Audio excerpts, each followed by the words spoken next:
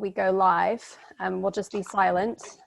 So why don't we start off with the effects of COVID, and what I'd like to ask Ali is, how has COVID-19 impacted the Middle East telecoms market, and specifically what has it revealed and what has it caused to maybe change in the way we think about our business, and that's whether it's in terms of services, operations and investment. Well, let's start off with what we've learned in terms of our networks and how we've reacted to the situation. Ali. Well, thanks, Carl. I think it's not something new that this unfortunate COVID-19 created a lot of uncertainty in the way not only people do make business, but how people live and look after their own matters to start with. So I'm sure that with all these uncertainties, and then started gradually people seeing where are we heading to, until finally people were locked in.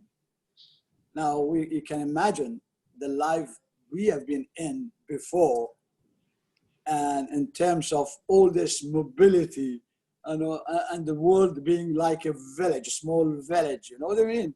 So you go into lockdown. This was no one, I think, in everyone's mind. There was multiple questions. How do we go about? And different businesses had different agendas, had to think of. Luckily, at least some businesses, including maybe telcos, to some extent, they were luckier than, I'm sure all of you know, like airlines and some other hospitality businesses. So for that, I think those who lived in terms of real decisions of decision making and going forward, it was a really tough job. Now, I think carriers came along, while maybe people in the hospitals, the fronters or whatever, they were there, and the people with carriers, including all of us maybe, had to be engaged how to maintain that connectivity. Now you're not maintaining, but you're also going off the way, doing so much to really please so many sectors and to make the business close to normality, but different ways. So in terms of business, COVID-19 definitely impacted key products. If you think of mobile services, postpaid, prepaid, all those mobility elements, I think shrunk. But some other things surged, definitely in terms of data, in terms of video streaming, in terms of gaming. We could see all these numbers go above 100% to start with. Then it had to go down a little. Definitely, also we saw that even in terms of VoIP and video conferencing increasing quite high. And we found also that even in social media, turning from mobile to fixed, that's some sort of thing that we could clearly see that.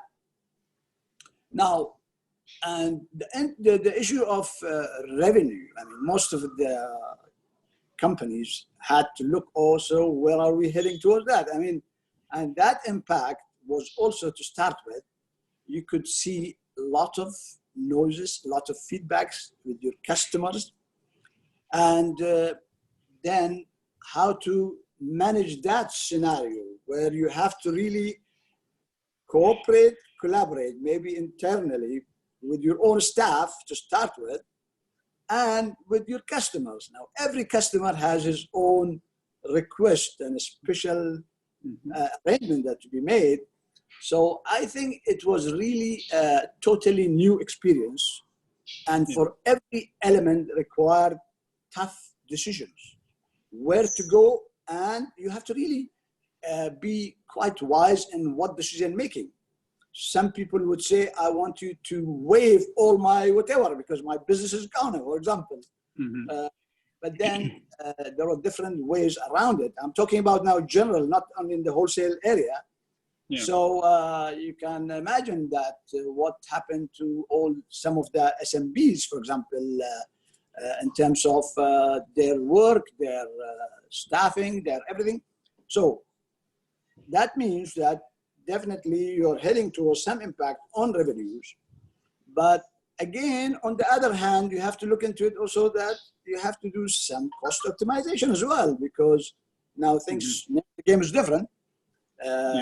So that's the area where, I put it correctly, that while revenue was impacted, not to that big extent. I mean, we don't know how it goes. We are still having till end of the year, or what happens also next year, because going back to the normal doesn't seem to be exactly the same, and this is quite well known. Right. So I think this area required good cooperation internally and with the customers. Yeah. Okay. Well, thank you, Ali. And those are very interesting insights, because Ali was sitting in the hot chair as interim CEO of Etisalat when all this happened. So he had, very, very first-hand experience of everything across the entire business. Actually, one question for Ahmed now, from a technical perspective, because one of the things that carriers did a fantastic job and continue to do a fantastic job on is turning up new capacity, getting customers on board, much greater growth rates, and that's been extremely successful.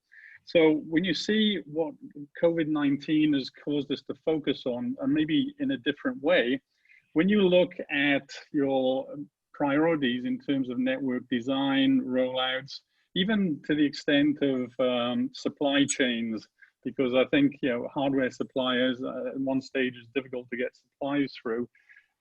Did that cause you to change your approach going into the future from a technical perspective? Yeah, thanks, Carl. Talking about the CapEx, my voice clear? Can you hear me clearly? Yeah. Talking about the CapEx, as Mr. Ali just mentioned, this is a very special event where most of us doesn't have the experience to face these kind of changes in the customer behavior. During the COVID-19, we've seen the high demand, especially in the GCC areas, where we saw the very, very high growth in the data. Everyone started to be very connected to data. The consumption, the customer behavior has changed a lot. So this is one of the main observations during the COVID-19, the reaction of the service provider here in the region. We could accommodate this high growth in the data through a kind of smart CapEx investment. As you know, the pressure on the revenue should be balanced by maintaining a lower level of the CapEx. Everyone start to creating new investment model, focusing more about the smart CapEx, where you can increase your capacity. Maintaining resiliency was one of the main issues everyone was looking at. The resiliency of the network, especially during the lockdown, was one of the main concern for the service provider here. So yes, focusing on the specific verticals, innovation was one of the main factors that every service provider was depending on to provide different solution, innovative product that can suit the customer behavior, or also the business as well. So yes, as you said, many of the operators has been adapt on the new investment model to minimize the spending in a smart CapEx way, prioritizing the most solution that suit the customer in terms of consumer and also in terms of the enterprise as well. In STC Kuwait, we have adopted a very new solution. Digitalization was on the top of our agenda. Digitalization, either internal or external, this is both. We were supporting all our clients and customers towards the digitalization and expedite the digitalization and automation for many of the processes. So this is, if I can just have it in a brief, this is just to explain how we react on the high demand on the data and in a smart investment capex to accommodate the customer demand. Okay, and one, I guess, subsidiary question there, Ahmed.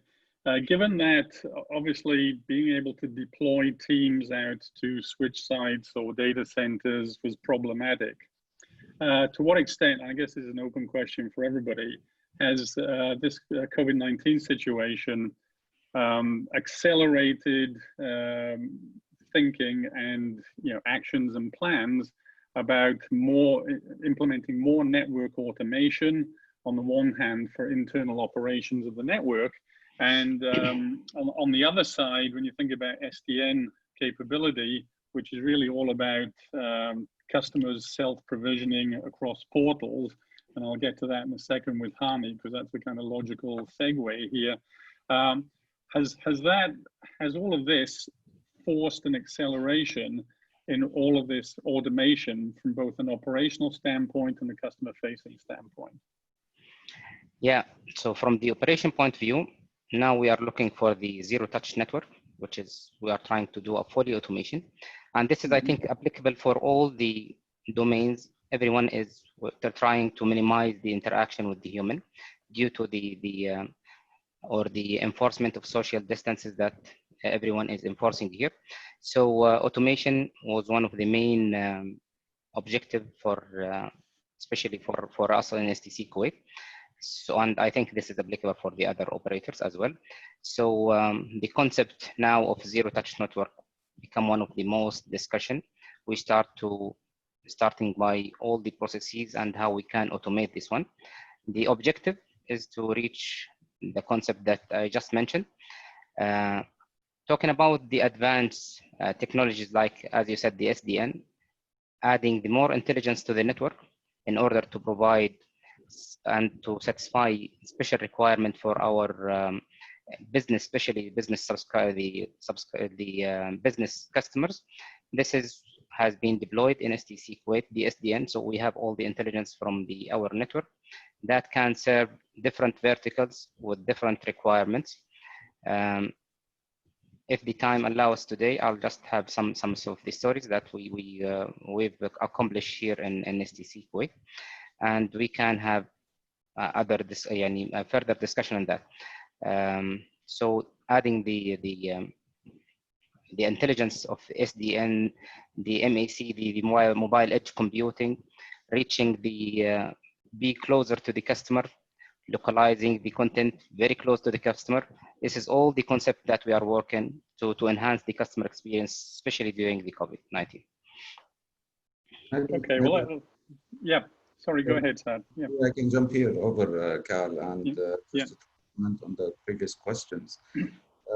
And connecting it to what you have mentioning, it is true, all of these technologies, all of these digitization were part of our strategies as an operators and as a carriers.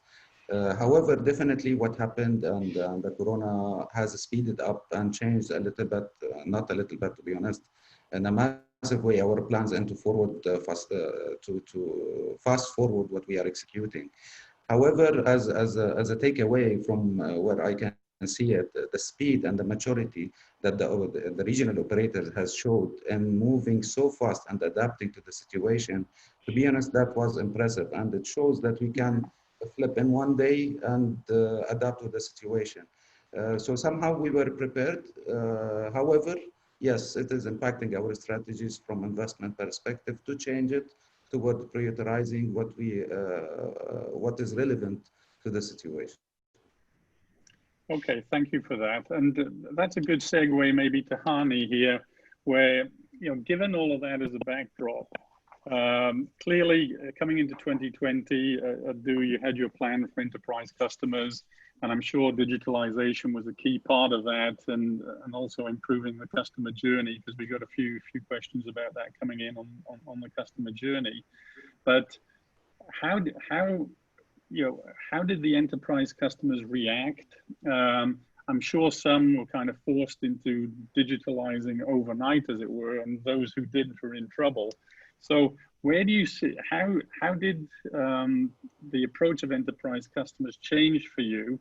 And clearly, you know, I know you reacted very well to those, but what did you have to do to accommodate those changes? And which products were customers looking for above and beyond collaboration tools, clearly like we're using now? So are they looking now for SD-WAN solutions? Are they looking for SDN, self-provisioning? And what do you see driving the growth further? And how did that change from your view on January the 1st and your view today? Very, very good question. 3-4 questions wrapped into one. Yeah. Can you hear me very well? Yeah. Everyone? Yes. Okay. Yes. So let me just take a step back, you know, of looking at this from a business point of view. What happened after COVID-19? I think what really happened after COVID-19 is that we have a new, very important business capability which is now required. And it's now really defining the competitiveness of different segments of the market, which is the ability to adapt, adaptability. I think adaptability is the new competitive advantage. And when we are talking about adaptability, it's not only technology, and it's much more than that. And I think it really evolves around 3 things. You know, technology definitely is one element. And for us as carriers, that means network, of course. But more than that, it is having the mindset. It's important to have, if you don't have the mindset of being able to adapt and of being not rigid, even if you have the best technology, you won't be able to use it. So number 1 is technology. Number 2 is mindset. And number 3 is really, really understanding your customer needs and making sure you're able to respond to them quickly. So what happened? What happened is you had, you know, customers who wanted to upgrade, you know, healthcare providers, they wanted to upgrade. Certain customers who you know, had mission critical applications, suddenly they had a huge increase in demand, whether they're content providers, for example, whether they are collaboration tool providers. You know, we've seen segments of the market where demand for connectivity has gone up by 40%. And at the same time, you have a segment of the market where demand has gone down.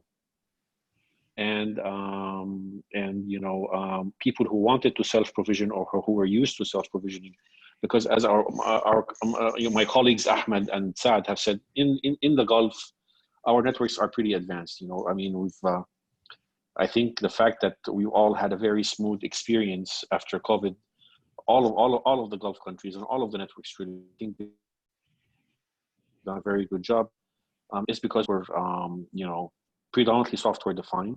Some people can argue that they were over-dimensioned. I mean, if a network is going to have a handle a 40 or 50% increase in capacity overnight, you know, there's an argument, was that over-dimensioned? But we knew, I mean, I think we were prepared.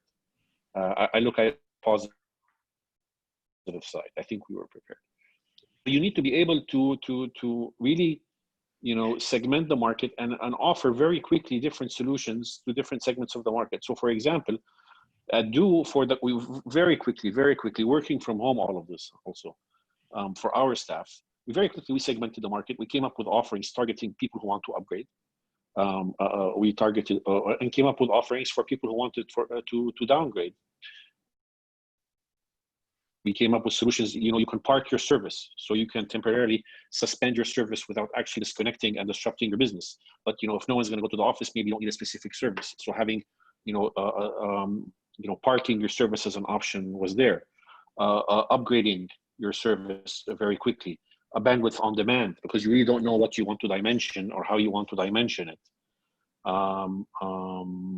You know, that's on the fixed side. On the mobile side, you know, more flexible, you know, bundles for your employees, you know, more flexible, you know, security offerings to make sure that, you know, if if your employee is sitting at home, you don't want him to print a confidential document and, you know, misuse that. So Hani, sorry to interrupt you, but that kind of leads to another question here.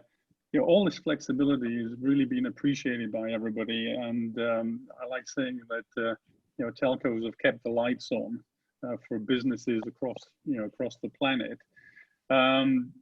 Do you see that kind of flexibility continuing once we get beyond COVID and into a kind of normal regime, even if that's a new normal? Do you think that this situation, which end users have got used to now and appreciated, will lead to a kind of permanent change in the flexibility that end users get? I think a lot of companies, a lot of industries, including us as carriers, we're approaching digitization as a cost optimization initiative. I think that is no longer just the case. I think it's all about adaptability and the ability to change quickly. We are very good at scenario planning as carriers. We have scenario A, scenario B, scenario C. The future is not going to be about scenario planning. Having a plan A and B will not get you through, events like COVID, which, everyone is expecting that these kind of events to continue happening in the future as the world. Scenario, you need to be able to have the ability to deploy resources quickly to where you need them to fix the problem that's going to face you, that you're facing. So that's completely different from scenario planning. So I strongly believe that adaptability is the new defining, should I say, strategic pillar for carriers and businesses in general in the coming period. Okay. Now, let me just pick a question that's come from the floor here, which I think is a good time to ask this to the panel. So with pressure on revenues from retail customers, how can operators cope with new investments in networks and new submarine cables or routes? So I guess there's a huge investment on one side and revenue pressure on the other. So I kind of add my own angle on that to say, do you think the revenue pressure is a temporary thing and then we'll get back to kind of normal, or do you think that that's going to continue? If you allow me, Carl, here, or Sohail? Yeah. Yes, please. Go ahead, Sohail, if you want to say. Okay. Thank you. So, Carl, I think we have to distinguish between two things. Yes, there is huge revenue pressure on the telco industry in the region as well as beyond the region as well. But that pressure is not on the wholesale business. It's not on the carrier business. It is on retail business. Now, what we call it the impact, because we are integrated operators and we are wholesalers within the telco operation. So we also receive those impact. But I believe as far as the submarine cable industry and the investment in submarine cables are concerned, these are not investment for the next 6 months. We are looking at investing in the network for the next 20 years. And these investment scenarios, as well as the decision making in the business case, takes almost a year and a half to come to a level where you are making a decision to go or not to go and invest or not to invest on this. So I personally believe that, and I think we have also seen in the market that this pandemic have not stopped investments in the submarine cables, and it should not, because again, pandemic, people are discussing next 6 months, maybe another 8 months that we will be out. I believe we will most probably we have to live with this, but we have to go back to normal life. We have to go back to normal business because businesses are suffering. Investment in submarine cables are going on, and one of the example is to Africa, which was actually announced during the pandemic. Just before the pandemic, Oman to Australia cable was announced. And we are part of number of submarine cable system that we are finalizing the business cases as well as the, let's say, the signing of the supply agreements. And we don't see hesitation or restriction from the board level not to invest in again, because you're planning for next 20 years of investment. And you have to have a very solid business case before presenting to the board and to the management. So yes, there is an issue on the capex. The impact is there, but I would say that might be on the systems, that might be on within the telcos, not to invest on something which is not necessary or which is not very much required in the next 6 to 8 months. But when it comes to long-term investment, I would say things are okay. Okay, well, so I think, thanks for that. Sorry, so go ahead. Go ahead, please. So I agree with Sohail. I think that the pandemic did not have a negative impact on the cable infrastructure investments. If anything, I think it's going to have a positive impact as societies become more digitized. I think what the pandemic did is it's put a lot of pressure globally on all countries, on society to become more digitized. Now, becoming more digitized means we need to be more interconnected and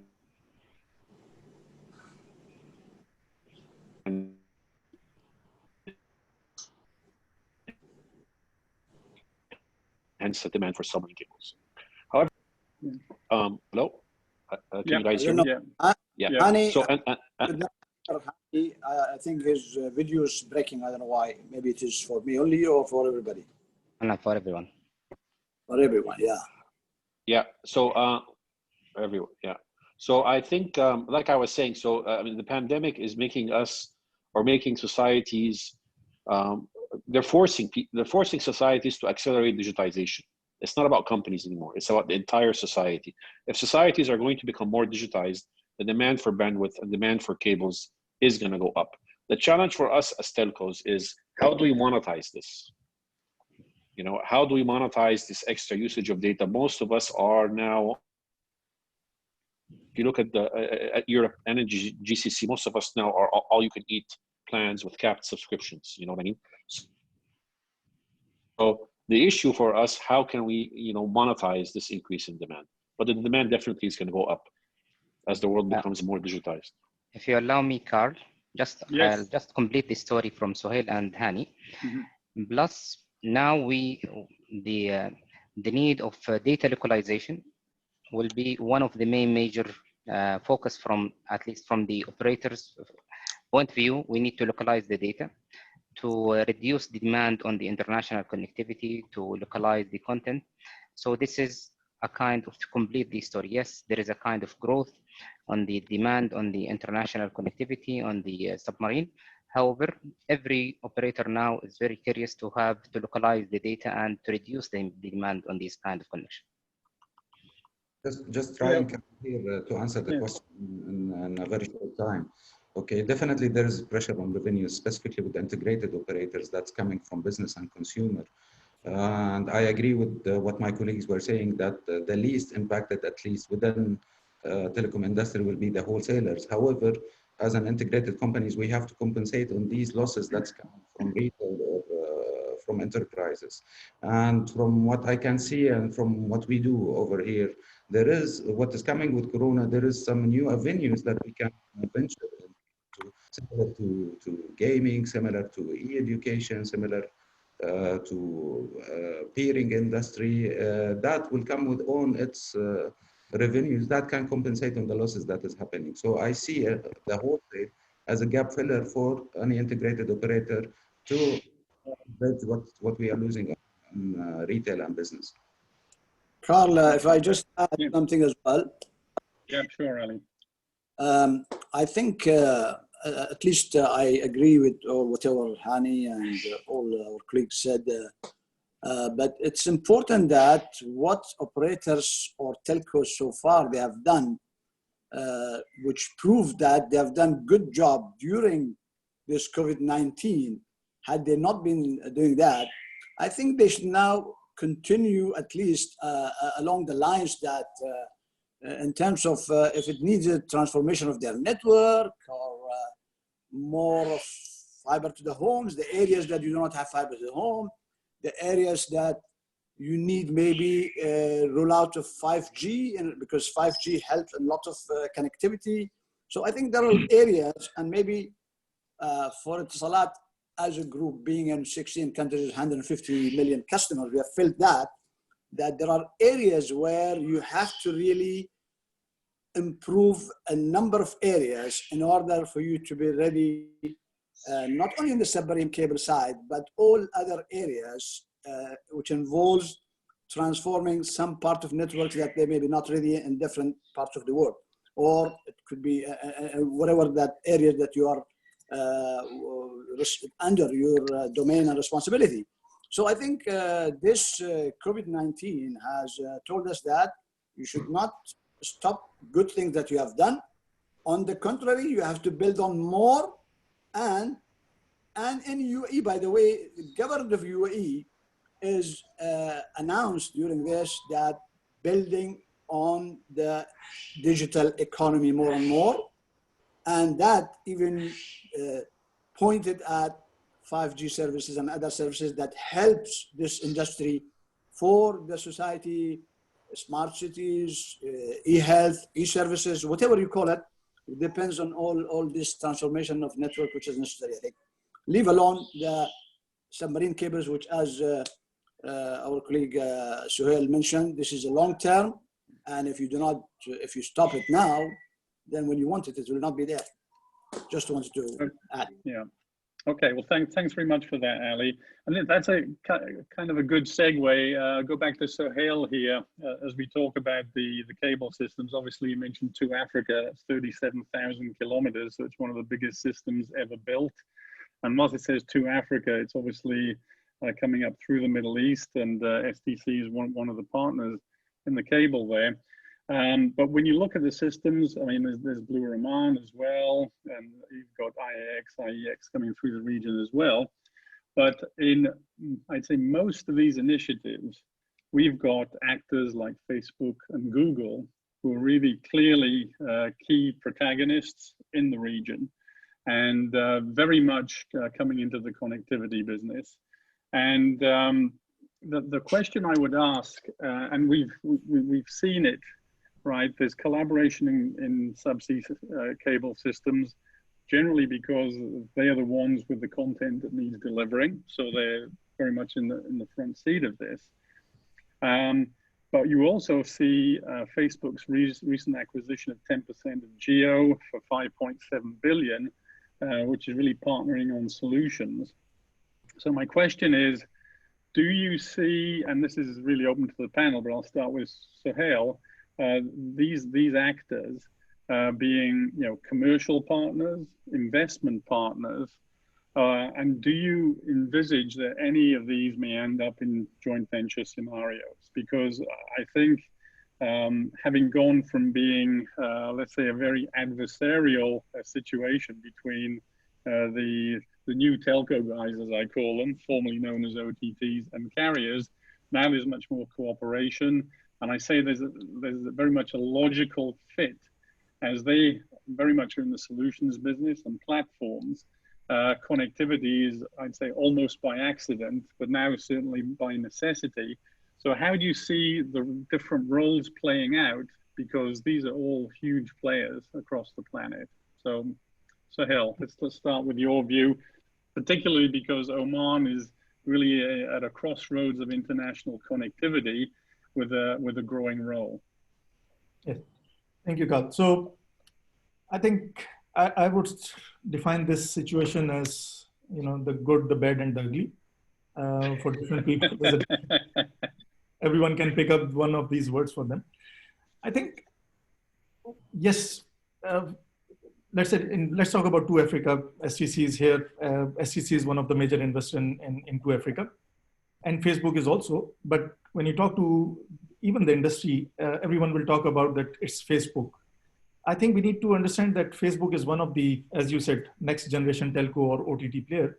Other than that, this cable is owned by or invested by the consortium of all operators, carriers around Africa and in Middle East. Again, when we talk about Blue Raman, it's a very small consortium between Google, Omantel, and Telecom Italia Sparkle.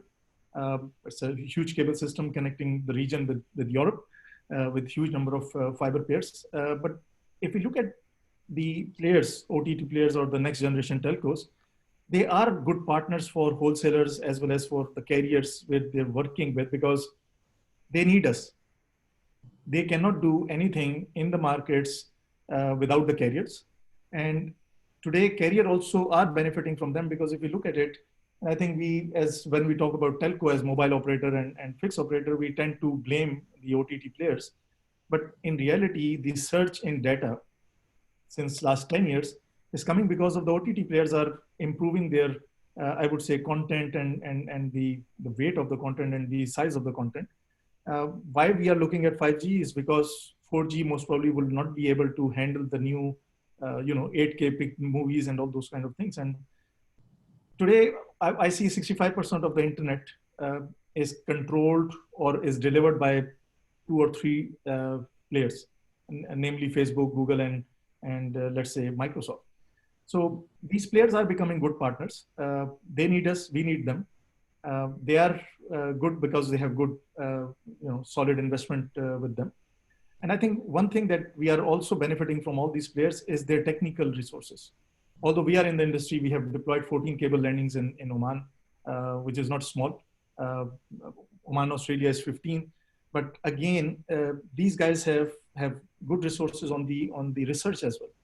They directly deal with the vendors like T-Subcom and ASN and NEC, and they go deep into technicalities and try to come up with some efficiencies on the cables, on the equipment, on repeaters, which increase the bandwidth on those cables. So we are benefiting as operators. We are benefiting from that.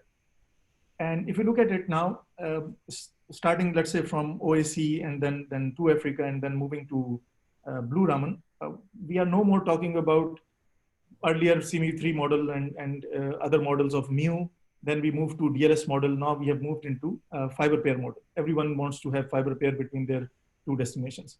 And this is only possible with the efficiencies that we have to gain. I think OTT players are helping the region. They are coming into the region. They are deploying their nodes. They are deploying their data center in the region. Bahrain is one example. Oman is second example. UAE is third example. Saudi Arabia is also gaining a lot of edge nodes and data centers from these operators, but still they need these cable systems to connect them from the region to either to Europe or either to Asia. And I believe they will keep on investing in the region. They will keep on investing on the cable systems. And people are benefiting, carriers are benefiting with them. I think, as you said, Blue Raman, I don't see this cable becoming successful if, let's say, Google is not behind that. Omantel and TIS on their own, 2 of them cannot invest $500, $700, $800 million to have that kind of a cable system. Obviously, that cable system is not only for Google or TIS and Omantel, but obviously as Omantel, we are taking and TIS taking the lead on the sales side. So we are selling fiber pairs to others as well. And there are a lot of operators in Asia and other places who are buying those fiber pairs. One important thing that I would like to highlight regarding our friends in next generation telcos, and that is a good news for us as far as today is concerned, that they are not entering into our business. They invest in this cable system, but they are not into selling these cable systems to others. They don't sell. That's not in their DNA. Maximum thing that they will do is to swap one fiber of one cable system to another one. But in a consortium like Blue Raman or in a consortium like 2 Africa, I understand if you want to have a fiber pair that you want to swap with somebody else, you have to buy from the pool. So this is helping everyone in the industry. And this is my take on this. Okay, thanks for that, Salil, because I think that was very, I think, you captured the right kind of view on that, certainly from my standpoint. So maybe I could kind of just to follow up on that. Just to follow up on that, Carl. Just from a different perspective, if I completely agree with what Sohail is saying, but also we think you talked specifically about the partnership between Facebook and Geo and the other, or this ecosystem which is up and coming. I think the pandemic,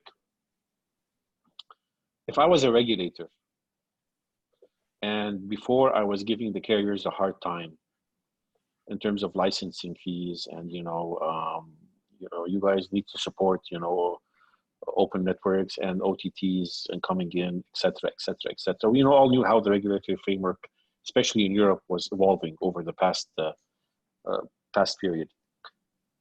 The pandemic, I think, has changed the mindset. Regulators now really understand the crucial role operators are playing and the crucial role that carriers are playing to help society. It was the carriers who supported societies during this pandemic and made people's lives easier, not the OTT players.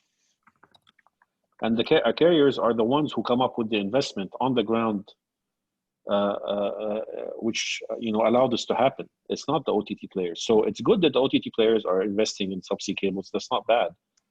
But I think both the OTT players and the carriers now realize, and the regulators now realize, that each one has a role to play, and each one should not, get into the space which each one is playing in. And we should not, we should not, for lack of a better word, put pressure on one for the benefit of the other, regardless of who it is or where it is. I think that discussion is up and coming, and I think a lot of regulators are starting to realize, hey, maybe we've been giving too much tough time on and maybe too much easy of a ride to the next generation telcos, because they're not the ones putting actually the investment in the ground in the countries, and that's what really matters when we have pandemics and crises like the ones which happened recently. Yeah, I think it certainly lit a few light bulbs there. Just to finish off on the partnership theme, and then I'd like to go to some questions from the floor. I'd like to ask Saad, we've spoken about partnerships on subsea cable systems and how there's a greater and more beneficial interaction between the new telco giants and traditional carriers.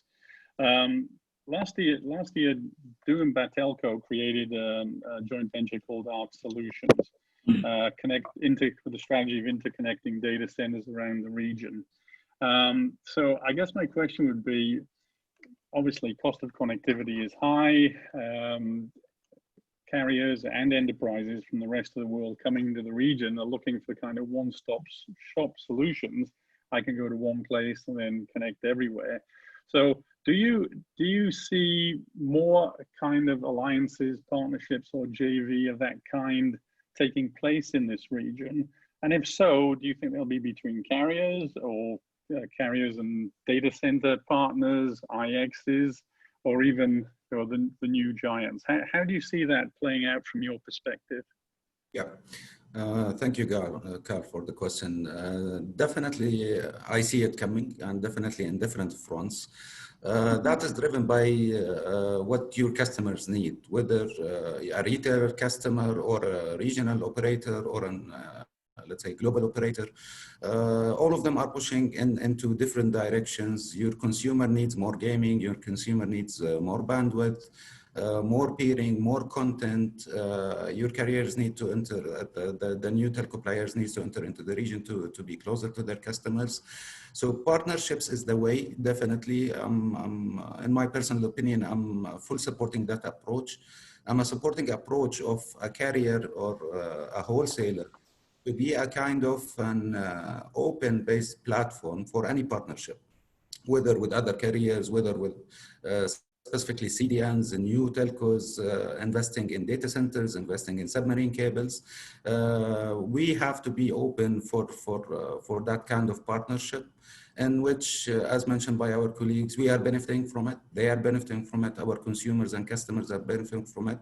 So I can't see anything that is prohibiting more and more partnerships to come. And I think, yes, with what happened, let's say during the pandemic, we will see more accelerated and different kind of partnerships, whether between telcos or between telcos and DC operators, or between telcos and content providers, similar to, let's say, Netflix or others, or with the new telco giants. So definitely, it is the way. Okay, and just one quick final point. Do you see CPaaS players setting up shop in the region? People like Twilio, Cinch. I think they will. As I told you, it is a different kind of work that is based on partnership. Whenever you can, you will do, and whenever they can or they will find the opportunity, they will do as well. Yeah. Okay. Well, thank you for that. So now, mindful of the time, and we got quite a few questions. We do have one hand raised from the floor from Sarawak. So Vanessa, could you enable Sarawak to ask his question, please? Sarawar, you are now on mute, but we've allowed you to talk. So if you unmute yourself, you can ask your question.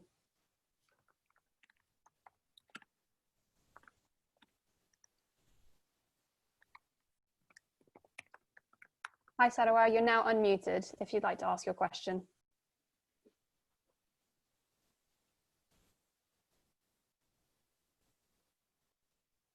Hello, Sarawar. It's Yeah. not. Yeah, I had a question, but I found the responses from the question and answer session, and it's all taken up. Thank you. Okay, great. We've got another hand raised by Ed. Okay, go for it, Ed.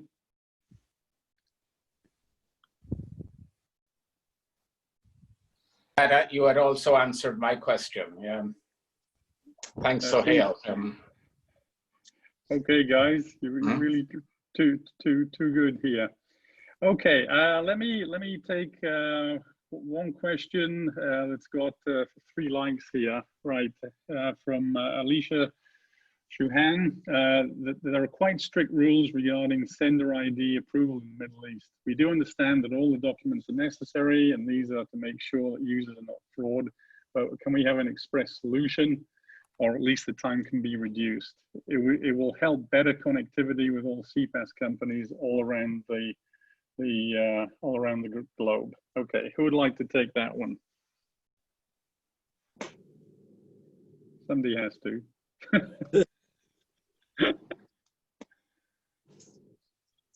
Anybody? Go on. Ali's not volunteering for this one. So look, I think look, I mean, if you have, I mean, as you mentioned rightly, I mean, the whole point is to cut down on fraud and to cut down on on spamming. If you believe that there is any, if you have any suggestions on how we can make the process easier, we're always open to suggestions. I mean, and we can take it then back to the relevant parties, and we can see what we can do. I mean, we always try to listen, and look at win-win, how we can make different processes win-win. The important thing is to make it easy for you, and to make it at the same time beneficial for customers. There's always a win-win solution. So if you have any suggestions, I think it's for the region that you're operating in, or the operator you're operating in. Definitely, if it's in the UAE, please send me any suggestions that you might have.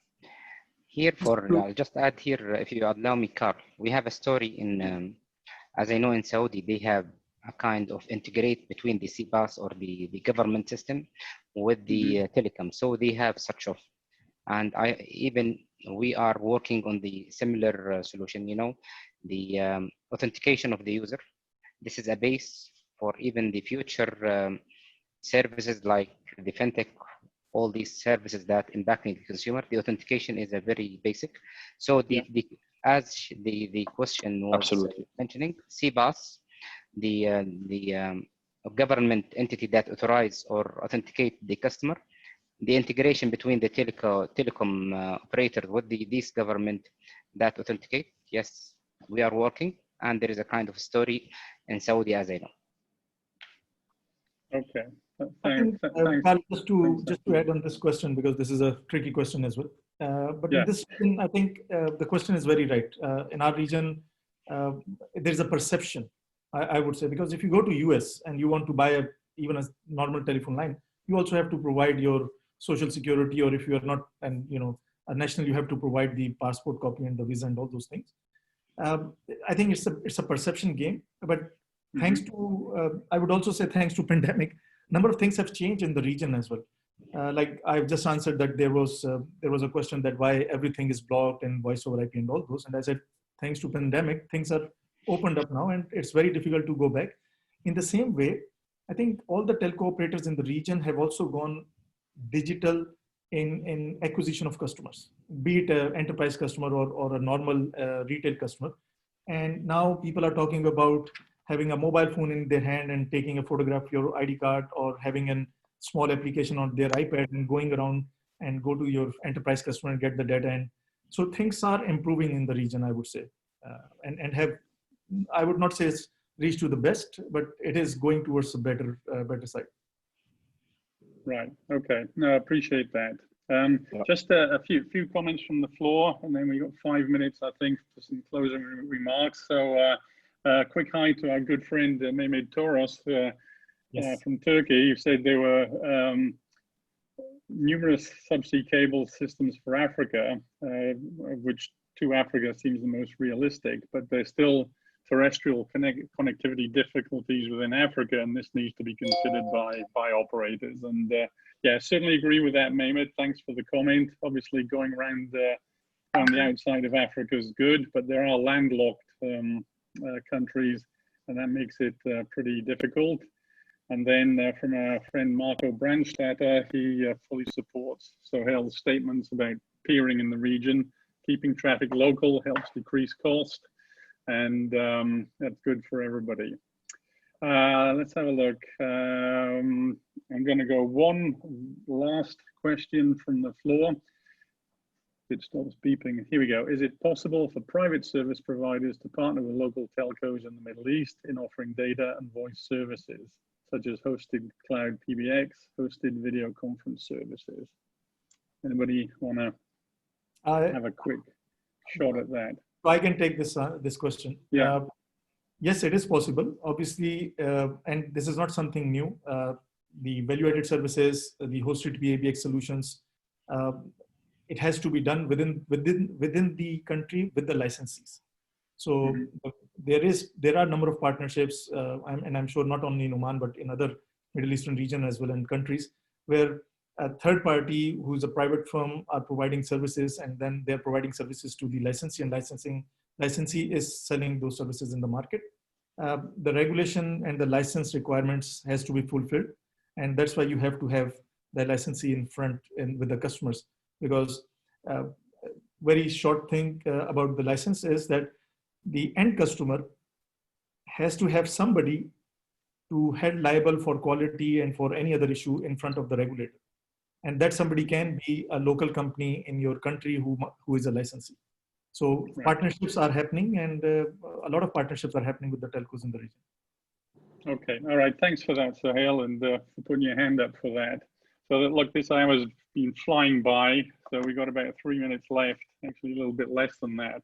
So I'm going to ask you all the same question and ask you to give us a 30-second answer, which is, if you look out over the next 12 to 18 months, obviously we've dealt with a lot of issues, but what's the most exciting prospect in the marketplace for our collective businesses over the next 12, 18 months? So in no particular order, but let me start with Ahmed. What do you think is exciting over the next year and a half? Yeah, now I think the telecom become like a main pillar or the main focus from everyone. The providing the reliable connectivity, 5G now.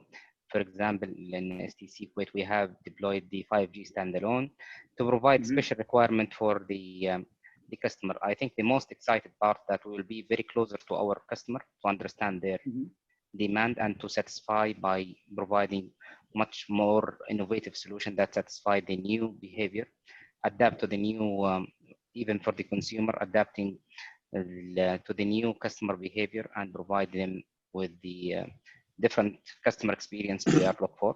So this is, I think, if I can brief from the business and the consumer side, which would be the change and the excited part to be engaged with. Okay, thanks a lot for that, Ahmed. Sohail. Yep.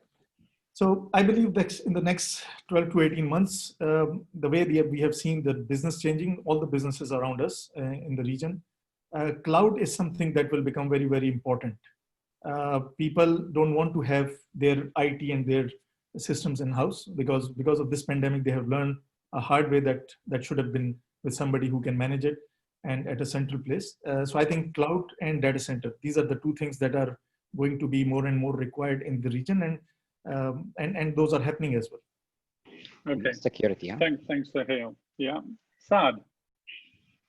I think that there is a huge industry over there that is pushing all of us, which is the gaming industry. What I will be what I'm seeing interesting is our fair play as an operators, as a telco operator, or as a wholesalers in that value chain, whether from, let's say, providing hosting to GPNs, to enhancing our routes toward latency, hosting content, maybe into doing publishing work, or content creation, up to the esports level of providing different kind of services. I think that is a huge industry that is entering the region, and I think we can play a huge role in that, whether supporting it or generating money out of it. Yeah, for sure. Everywhere else on the planet, that's generated an awful lot of money. So I think you're absolutely right there, Saad. Your wholesale business starting to sound very enterprise-like, by the way. But that's just between us, right? Hani, how about you? I think in general, as we all try to adapt more and become more adaptable, I think the trend towards partnerships is going to continue, whether it's between next generation telcos and traditional telcos, or between different hubs, in the region, partnering together, like we have done, or it's between leveraging, it's about leveraging each other. I think that's the general trend, which we're going to see in the next 12 and 18 months. I think also all of us are going to be looking to expand our presence, regionally and globally, in terms of putting, more hubs, and more pops in the global connectivity hotspots. And basically, I think demand is gonna mushroom as societies become more digitalized. So I think it's very, very good time for carriers in the next 18 months for the wholesale business. Yeah, certainly agree with that. Thanks, Hani. And Ali, I'll let you come up with the last remarks.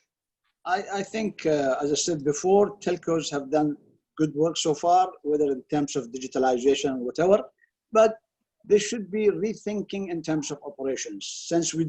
Since with this experience, we are going to have good percentage. So it is like this, we have to work bottom up, what the customer needs more and more, and learn from this experience that we went through. So it needs a little bit of revising in our plans overall, some innovations in terms of how digitally we can address, and that needs a lot of, I think, cooperation and collaboration with all those that you mentioned about, even in case of all the OTTs that you mentioned.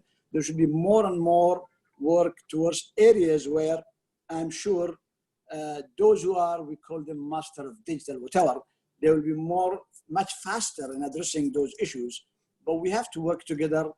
At least during this pandemic, we knew that, and as I think Hani mentioned, that we operators are needed, and there was an improved perception towards the operators, at least, when it came to how they help the business and all. And on top of it, with this proper cooperation and collaboration with all those expertise and those big, large companies, I think that helps the business. Yeah, okay. Thanks, Ali, for closing that off. So there you have it. And it's all about agility. It's all about the acceleration of innovation and digitalization. Lots of opportunities for quickly developing new services, DC and cloud to the forefront, and a focus on operations, and really being more and more customer centric. So before handing back to Vanessa, I just want to thank everybody on the panel here and all those who have joined. So Ahmed, thank you. Sohail, Ali, Hani, and Saad, really appreciate your inputs. It's been great talking with you. We could have gone on for another hour. We're already 4 minutes late, so sorry, Vanessa. And thanks to everybody for joining this first leg of the Round the World of Connectivity at ITW 2020. Vanessa. Thank you so much, Carl. Thank you. Thank you as well for moderating this discussion. I would like to say a final thank you to all of our panelists today. It was a fantastic discussion, and for those of you who joined us, this has been recorded. If your peers could not join us today, they can catch the recording on demand on the ITW platform tomorrow morning. So a final thank you to our session sponsor, STC, and to our ITW partners for their support this year for the virtual ITW event. Whilst we have you joining us, I wanted to share an announcement in relation to Capacity Middle East, the industry's largest event held in Dubai for the MENA region. This year, we will be going fully virtual on the 14th to the 16th of September, with the event returning to Dubai at the Grand Hyatt in March 2021. Registration will open next week with the official announcement, and we hope you can join us in September for the virtual event. Don't forget to join us for the next session, Connectivity in Europe, at 11 a.m. British Summer Time, which will be 2 p.m. Gulf Standard Time. I would like to say a final thank you to all of the sponsors and to STC. Thank you all for joining us today, and I hope to see you all soon. Thank you. Thanks, Bye, everybody. everyone. Thank Bye. you. Thank you. Bye. Bye-bye. Bye.